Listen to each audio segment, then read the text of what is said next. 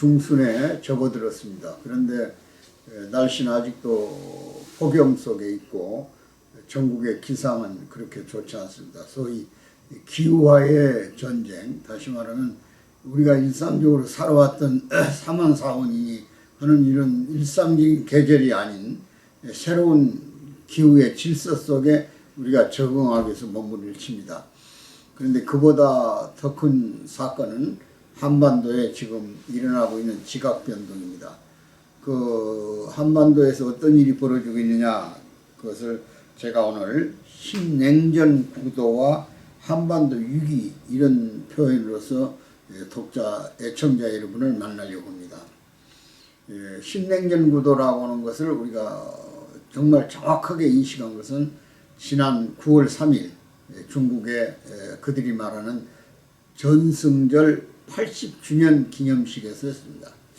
시진핑 주석은 지금 중국 중심의 세계 질서를 재편하고 그동안 소원해졌던 북한을 끌어안기 위해서 푸틴 그리고 김정은 등을 약 26개 정상들을 국가들로부터 끌어들였습니다. 그래가지고 소위 천안문 광장에 막루에 올라서서 대규모의 열병식을 지켜봤죠. 그 열병식에서 우리가 눈여겨보아야 할 일은 중국의 군사적 위협이 과거와는 완전히 달라진 새로운 무기 체계를 갖췄다는 겁니다. 바꿔 말하면 드론은 말할 것도 없고 또 소위 젠 23, 심지어 24 같은 그런 스텔스 기능을 가진 전투기들이 선보였고, 그 다음 동평이라고 하는 장거리 미사일 10,000km 또는 20,000km, 13,000km, 4,000km 갈 수 있는 그런 미사일 체계들을 구축하고 정말 약 5만 명의 병력을 무장시켜서 천안문 광장에 열병식을 가졌어요. 거기에 시진핑은 양쪽에, 오른쪽에는 푸틴을, 왼쪽에는 김정은이를 대동하고 아주 당당한 기세로 나와서 점잖은 음성으로 전승절 80주년을 기념하는 퍼레이드를 벌였다, 그런 얘기죠. 근데 그 의미가 바로 갖는 내용은 뭐냐? 엄격히 말하면 전승절은 일본으로부터 항복을 받은 기념식을 갖는 겁니다. 그러니까 1945년 8월 15일 일본의 히로히도 총통이 소위 항복을 했죠. 그리고 한국에서는 철수를 하면서 일본에서 항복 조의는 메가드원석에 했습니다. 그러나 중국의 소위 일본군들은 중국 국부군, 그러니까 장개석 정부의 소위 항복문서를 내놓은 거죠. 그것이 바로 9월 2일이에요. 그런데 3일날 처리가 이제 완결됐다 해서 9.3절 이렇게 해서 전승절 그럽니다. 그러니까 중국 정부는 그 이후에 소위 국공 합작을 통해서 항일전 때는 숨을 죽이고 있다가 정비를 다 한 다음에 이제 일본군이 항복문서를 바치니까 장개석 정부가 중국을 대표하는 대표 국가의 성격을 가졌죠. 그런데 결국은 중국은 내전을 이제 본격적으로 시작합니다. 그래서 장개석 정부군을 전부 다 몰아내고, 국부군이죠. 그리고 중공군, 홍군이죠. 중공군이 북경을 점령함으로써 깃발을 올리게 됩니다. 그들이 말하는 10월 1일이 소위 그들이 말하는 건국절, 다시 말하면 중화인민공화국이 선포되는 날이 되는 겁니다. 그리고 1945년 9월 달에 전승절이 이루어졌는데 그로부터 약 60년, 70년까지는 조용은 있었어요. 그리고 2015년에 갑자기 시진핑이가 전승용 기념식을 해야 되겠다. 이래가지고 매년 9월 3일을 퍼레이드 겸 해서 세계 앞에 전승절을 기념하고 있는 겁니다. 거기에 이제 이번에 26개 나라 거의 정상들이 참석을 했는데 거기에 마치 김정은이가 어깨에도 당당하게 시진핑과 굳은 악수를 하고, 그리고 푸틴과의 가까운 북러 관계를 과시하듯 정상회담도 갖고 또 시진핑과 회담도 갖고 열차로 북경에 도착해서 의기양양한 모습을 보이는 겁니다. 마치 우리가 월남전에 가서 박정희 대통령이 한국군이 많은 희생을 당했지만 그래도 전투적 경험, 그 다음에 많은 비용을 벌었죠. 그만 달러를 벌어다가 고속도로도 놓고 포항제철도 놓고 이런 정말 국가적인 대행사를 했듯이 김정은이도 불과 많은 시간은 아닙니다만은 약 13,000명, 비공식으로는 2만 명 가까이가 참전을 해서 약 사상자가 8천여 명이 나왔다니까 그 가운데 전사자만 2,200명이 죽었다는 거예요. 그래서 평양에서는 전사자 가족들을 열렬히 환영하는 환영대회도 하고 또 대표적 가정들에게는 평양에 있는 아파트까지 한 채씩을 엉켜주면서 조국에 대한 헌신, 애국심에 대한 강조를 강화했던 겁니다. 이런 질서 속에서 러시아로부터 여러 가지 군사적 기술을 지원받아서 통신 위성의 재발사라든지 또는 잠수함에 필요한 여러 가지 기술적 요건 또 부품 또는 첨단 장비 이런 것들을 도입하고 그 외에 각종 무기 체계도 상당히 근대화를 하면서 북한의 군사적 위상을 올렸습니다. 이런 결속이 굳어짐으로 인해서 우리는 드디어 그동안의 한반도의 지정학적 위치에서의 위험성을 내포하고 있었지만 드디어 북방 삼각관계가 완성하는 그런 계기를 만들어서 우리는 그것을 신냉전 구도라고 이름 붙였습니다. 자, 과거 1950년 한국전쟁이 나고 그리고 나서 유엔군이 한국에 참전해서 전쟁할 때 북한은 결국 스탈린과 모태똥을 동원해가지고 전쟁을 치렀으니까 그것이 당시의 냉전입니다.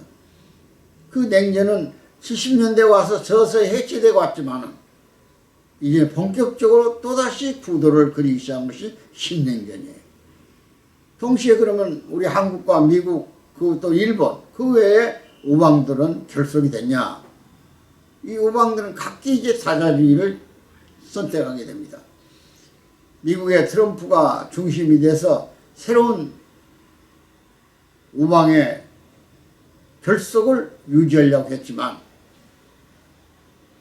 그것이 그렇게 가능치 않다 그런 얘기죠. 한일 관계도 껄끄럽고 지금 이재명 정부와 미국 관계도 그렇게 한미동맹을 마음 놓고 안보를 맡길 만큼 그런 관계가 아니다 그런 얘기죠. 이번 여러분들 잘 알지만은 이재명 정부가 특검을 발동해가지고 오산에 있는 미 공군기지를 압수수색했다 했어. 물론 공군기지 전체를 압수수색 아니고 한국군이 기거하는 지역을 소위 압수수색했습니다. 그 뉴스가 영향을 주었는지는 몰라도 미국이 조지아주에 있는 자동차 부품 회사들을 LG라든지 또는 그의 한솔 이런 여러 가지 그 자동차 회사들이 요구하는 그런 부품 공장을 급습해가지고 소위 불법 이민, 불법 취업이라는 이름으로 300명이 넘는 한국의 그 관리들, 근로자들 또 중간 간부들을 끌어다가 그것도 전 세계가 바라보는 앞에 다리를 철사줄로 묶고 손을 수갑 채우고 해가지고 끌어가는 모습을 우리는 봤습니다.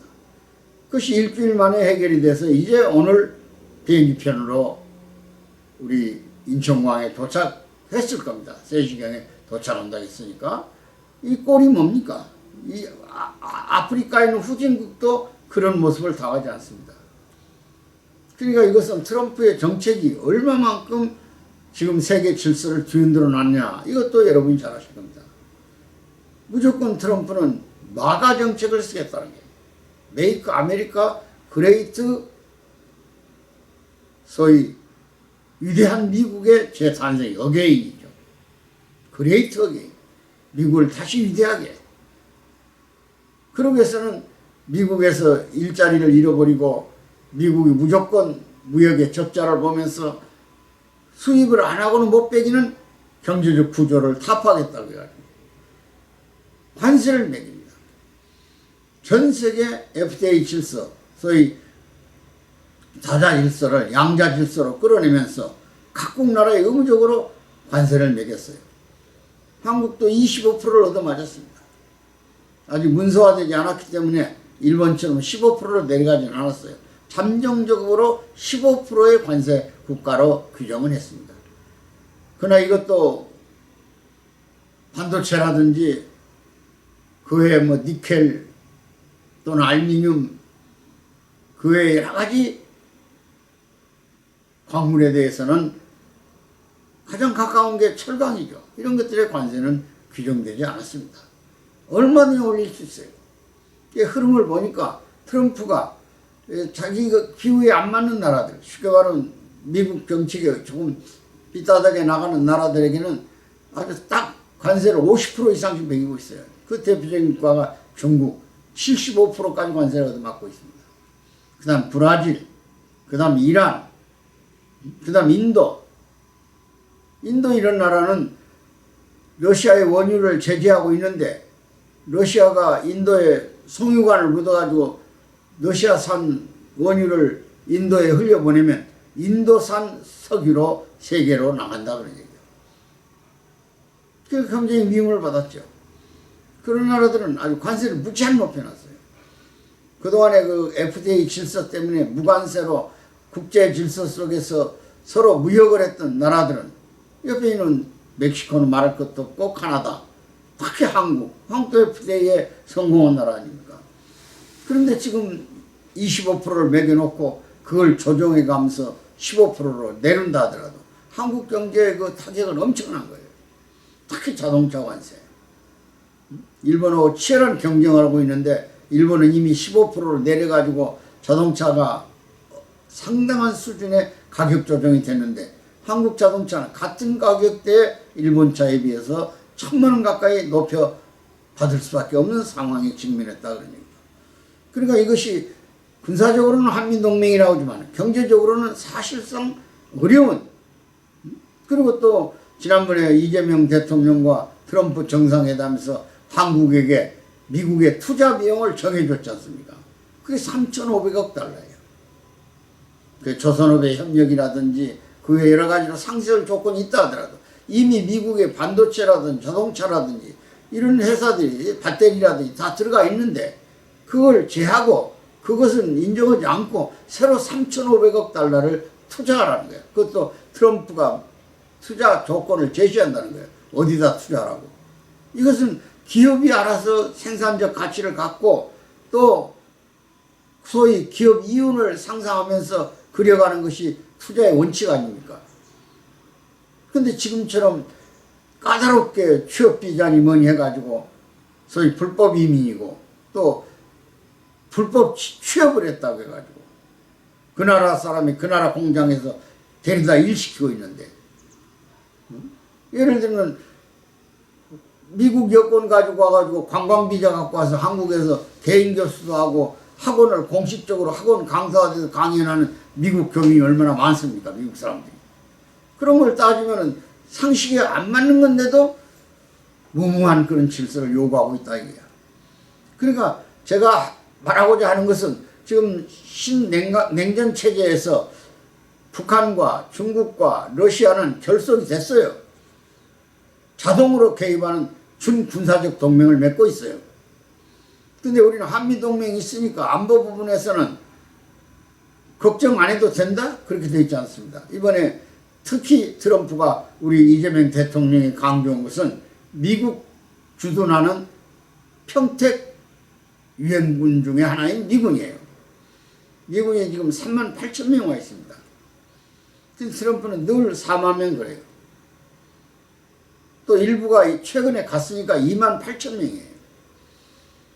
근데 심지어 미군 기지를 우리가 살 수 없냐든지 한국에서 일어나고 있는 정변 또 종교적 탄압 이런 것까지를 거들떠대면서 불안한 안보 환경을 조성하고 있어요. 이게 우리 한반도 위기관리가 쉽겠냐 그런 얘기예요. 이제 평화를 유지할 만한 근거가 점점 약화된다 그런 얘기예요. 이런 차원에서 본다면 우리 국민적 자각은 더 높여져야 되고 안보에 관심을 집중해야 할 때 우리 한국인들은 타성이 돼가지고 지금 12.3 계엄 때문에 군대들이 상처가 엄청나잖아요. 수많은 별들이 상처를 받고 군복을 벗거나 옥중에 들어가야 돼요. 그리고 군대들 또 이제 민주군대라고 해가지고 남자들이 숫자가 모자라서 우리 군대가 지금 60만 군대라고 하지만 50만 선도 터크려고 있어요. 그리고 군대의 그 기간도 1년 8개월이에요. 20개월이 더 안 된다 그러니까. 그러니까 전문적 군사 기술을 터득하기 어렵고 최근에 전쟁도 인공지능 발달에 의해서 드론 또는 로봇 전쟁이라고 표현할 수 있을 만큼 현대적 전쟁의 양상이 달라졌어요. 거기에 숙련된 기술병이 없다 그런 얘기죠. 지금 우리가 반도체 랠리라고 해서 용인 일대에 반도체 단지를 만들었지만은 반도체 전문 과정을 거친 인력이 모자라잖아요. 없어요. 그래서 저도 비상이 걸렸어요. 점점 인공지능이 현실화되면은 휴먼 로봇 시대가 오지 않아요. 인간 로봇, 인간의 모든 일자리를 로봇이 대신한다 그런 얘기예요. 이럴 때 과연 기존의 일자리들이 존재하기도 어려울 뿐더러 새로운 일자리 창출이 이어지지 않는다면 또 다른 공황이 올 위험성을 안고 있다 이거야.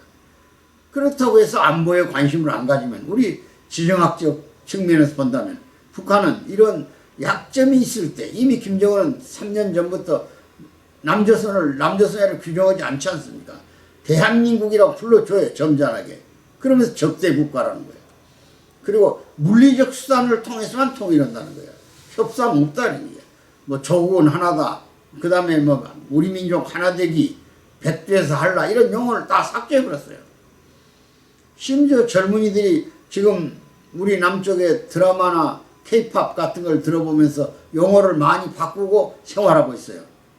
근데 이것 자체도 반동문화 배격법이라는 이름으로 처단하고 있어요. 드라마를 보다가 적발되면 15년 교화형, 노동훈련형이죠. 단련형. 그 다음에 이걸 드라마나 K-팝을 전수해서 제작하거나 이웃집에게 또는 이웃 친구에게 전달하면 공개처형이에요. 총살형. 이렇게 엄하게 다스리는 상황이 전개되고 있어요. 이건 보통 일이 아니에요. 남의 일이 아니에요. 그런 상황이 폭발하면 이것이 전쟁으로 오지 않는다는 방법이 없어요. 최근에 지금 알려진 정보에 의하면 휴전선 일대 소위 한반도의 허리를 중단해가지고 휴전선이 연결되어 있지 않습니까? 265마일 그 일대에 지금 전진 배치되어 있는 북한 공격용 무기가 하나는 장사포고 하나는 방사포예요. 방사포. 근데 방사포에다가 소형 핵탄두 전술핵을 장착시켰다는 거예요. 그럼 대한민국 영토 전체를 불바다로 만들어버릴 수 있어요. 근데 우리 정부는 지금 정신이 없어요. 내란종식이니 뭐니 하면서 과거 청산에 지금 눈이 벌거려져가지고 또 의회 독재가 판을 치고 있어요. 모든 법률을 만들어내요. 특검이 지금 3개만 진행되는 거 아니에요. 또 다른 더 센 특검을 만들어내겠다는 거예요. 이런 정치적 불안 상태에서 우리 국민이 국가 안보의 위험성을 위기관리할 능력을 길러낼 수가 있겠냐 이런 얘기예요. 저는 지난 200회 방송을 통해서 유튜브 방송을 이제 정상적으로 하지 않겠다고 약속했어요.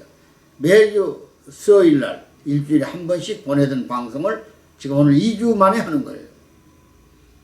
그래도 이게 제가 체질적으로 타고난 안보에 대한 관심이 높고 그래도 이 강의를 지금도 대중강의를 하고 있기 때문에 이 방송을 통해서 여러분에게 한반도의 안보의 위기를 인식시켜야 할 필요를 절실히 느끼고 있는 거예요. 그래서 오늘 주제를 신냉전 구도와 한반도 위기, 안보 위기다 그런 얘기죠. 이런 관리에 대한 내용을 말씀드리고 있는 거예요. 부디 호랑이가 12번 물어가도 정신 차려야 산다고 했듯이 우리 한국민은 운명적으로 이런 위기 속에 탄생을 했고 관리를 해왔고 그 관리가 한계에 왔다는 거.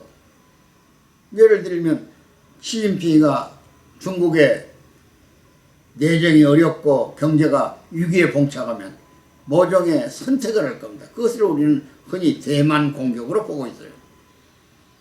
대만을 공격하면 미국은 대만을 사수해야 할 책임이 있는 나라예요. 동시에 또 하게 돼 있어요. 반드시 평택에 있는 미군을 이동시킬 겁니다. 이게 주한미군의 유연성이에요. 이제 주한미군은 한국을 지키기 위한 미군만의 미군이 아니다 그런 얘기야. 그러면서 미국이 얼마나 당당합니까? 주한미군 주둔비를 지금 약 1조 한 1,800억 내고 있거든요. 그걸 10조까지 늘려라는 거예요. 10배. 그리고 한국이 GDP 한 3%를 국방비에 써요. 70조 단위 한 80조 되니까. 근데 그것을 지금 5%까지 올려라는 거, 5%까지. 그래서 100조를 넘겨라 그런 얘기야. 그만큼 국방의 비용 지출을 요구하고 있어요. 바꿔 말하면 그 말은 미국의 새로운 신무기들을 도입해라 그런 얘기야. 그 너희들이 스스로 한반도를 지켜낼 능력을 키워라. 더 이상 미국의 신세에 의존을 하지 말아라. 그 말은 한미 동맹의 시스템을 바꿔가겠다는 그런 얘기예요. 이거야말로 준비되어 있는 상태에서 맨손 들고 항복하라는 말과 같은 거예요. 우리는 1949년 6월까지 미군이 한반도에서 철수했어요. 군사 고문단 460명을 남겨놨어요. 김일성이는 즉각 스탈린을 만나고 모 대통령을 만납니다. 그것이 한국 전쟁이에요. 힘의 공백이 생기면 반드시 심리학자들은 본성적으로 공격을 개시합니다. 그 공격을 방어할 만한 강한 시스템, 군관민의 정신적 자세 플러스 우리의 무기체계가 완벽할 때, 그리고 우리도 소위 우방의 동맹 시스템이 강화되어 있을 때 모든 위기를 관리할 수가 있어요. 그런 점에서 우리가 한 번 더 이 위기를 관리할 수 있는 능력을 함양하는 계기가 되기를 간절히 바라면서 오늘 여러분에게 말씀드렸습니다. 신냉전 구도와 한반도 안보 위기 관리 어떻게 할 것인가, 이 부분을 말씀드린 점을 여러분들께서 이해하시고 깊이 경청해 주시기 바랍니다. 대단히 감사합니다.